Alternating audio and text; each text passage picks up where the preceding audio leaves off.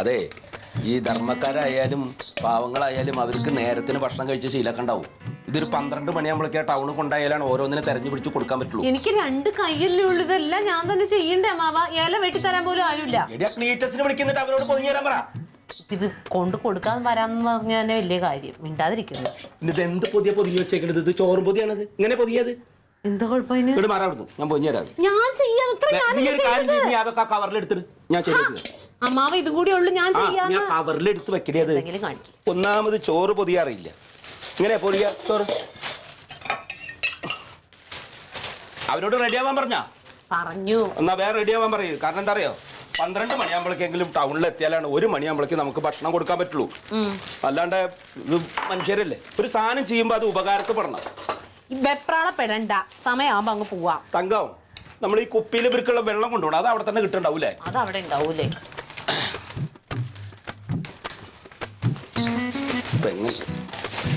കറി തിരിക്ക് ഒഴിക്കേണ്ട സൈഡിൽ വെച്ചാ പോരെ? കറി സൈഡിൽ വെച്ചാ പോരെ? ഇത് പൊതിയുമ്പോഴേ ഒരു വൃത്തി ഉണ്ടാവണം. വൃത്തി ഇല്ലാണ്ട് പൊതിഞ്ഞിട്ട്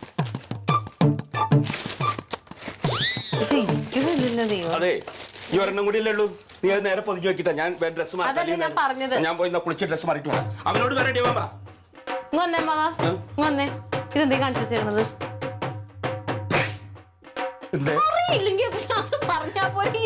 പണി എന്നെ കൊണ്ട് ചെയ്യിക്കണമെന്നാ. ഞാൻ വേറെ ഇല കുറിച്ചുകൊണ്ടോ. ഈ കാർന്നോരെ എന്താ ചെയ്യണ്ടെന്ന് അറിയാമോ? വേണ്ട, അതിനൊരു പണി ചെയ്താൽ മതി. എനിക്കറിയാം. പോടുന്നു. എന്നാ അത് വേഗം റെഡിയാക്കി വെക്കി. വലിയൊരു ആള് വന്നിരുന്നു. ഒന്നും തൊട്ട് അറിയാനും പാടില്ല, എന്നാ എല്ലാം അറിയാന്നുള്ള ഭാവ. ഇതിപ്പോ എങ്ങനെ ഇത് ആകെ കുഴച്ചല്ല. ഒരു മനുഷ്യന് കൊടുക്കാനുള്ള ചോറ് ഈ അമ്മാവൻ എന്താ ചെയ്യണ്ടെന്നറിയോ? ഞാനതങ്ങ് പൊതിഞ്ഞേനെ കുഴച്ച് വാരി. ഇനി അയക്ക് കുഴക്കേണ്ടി വരൂലല്ലോ.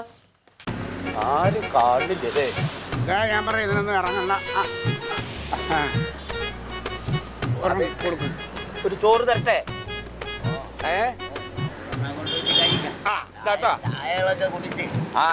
ഇരിക്കട്ടെ. അതെ, എന്നും ഇവിടെ കണ്ടുള്ള ഒരു 10 ദിവസം ഞങ്ങൾ ഇവിടെ വന്ന് തരാം കേട്ടോ. ശരി. 84 വയസ്സായില്ലേ? ഒക്കെ ദൈവം നമ്മളെ കാക്കൂട്ടോ. ഇവിടെ ഉണ്ടായാൽ മതി. നാളെ തൊട്ട് വരെ ഒരു 10 ദിവസം കൊടുന്നു തരാം കേട്ടോ. ശരി. അതെ, ഇത് ഇത്രയും സമയം നാളെ വരാം. നമ്മൾ ഇത്രയും സമയം നടന്നപ്പോഴാ ഇപ്പൊ ഒരാളെ കണ്ട. അതെന്താന്നറിയോ, ഇപ്പൊ യാചന നിരോധന മേഖലയാണ്. പിച്ചക്കാരിക്കണ്ട, പോലീസ് പിടിച്ചോണ്ട് പോകും. ഞാനിതാ പറഞ്ഞു ഇതിനൊന്നും ഇറങ്ങണ്ടെന്ന് പറഞ്ഞ അതുകൊണ്ടാ. എടാ, കുറെ ബുദ്ധിമുട്ട് സഹിച്ചിട്ട് ഓരോരുത്തരെ കണ്ടെത്തി കൊടുത്താലാണ് ഫലം ഉണ്ടാവുള്ളൂ.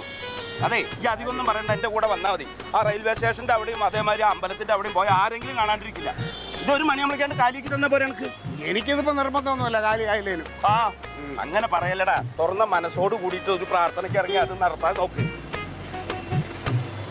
നമുക്കേ അങ്ങോട്ട് പോയാലോ? അവിടെ ചിലപ്പോൾ ആരെങ്കിലും ഉണ്ടാവും. ബാ, ഇതേടെ ഇറക്കാം.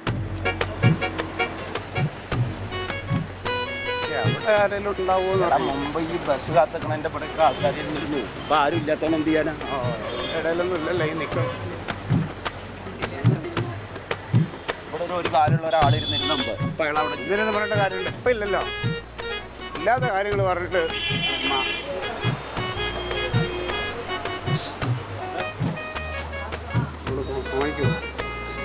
അതതിന്റെ ആളല്ല തോന്നുന്നുണ്ട്. കണ്ടാല് സംശയമാണ്.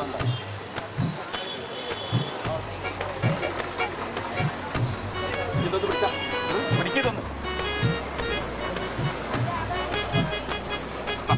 അമ്മ ഇതൊന്ന് പിടിക്ക. ഇത് പിടിക്കണ.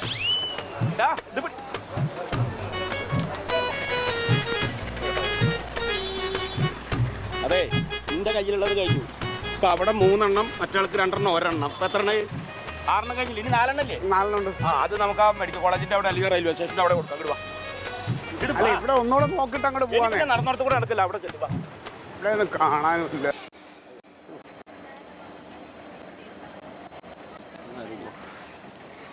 അതെ, ഇനിയിപ്പോ ഈ 1 എണ്ണം കൂടി അല്ലേ ഉള്ളൂ.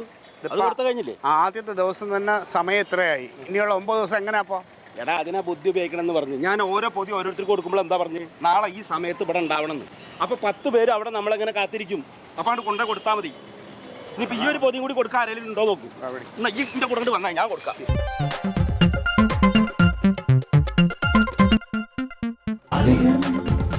versus Alien.